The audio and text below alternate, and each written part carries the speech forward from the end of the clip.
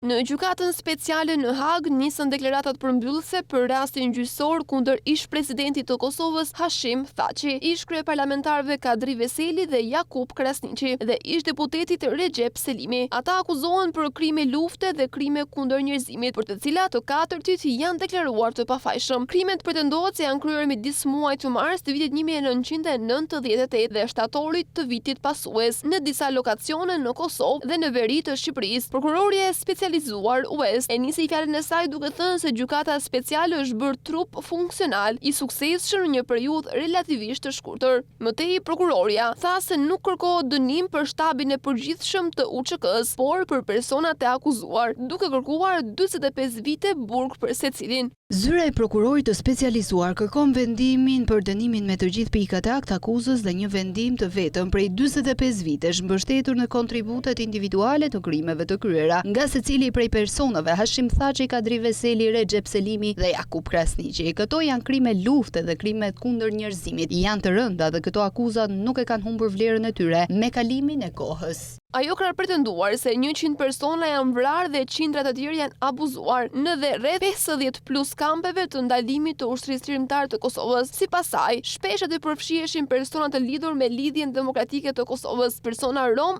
dhe serb. Nga sot e deri më 18 shkurt, palët do të mbajnë deklaratat përmbyllëse nga prokurorët që do të vazhdojnë edhe me 10 shkurt, së bashku me deklaratën përmbyllëse të mbrojtjes së viktimave. Më pas nga 11 shkurti do të jetë radha e ekipeve mbrojtëse të pandehurve.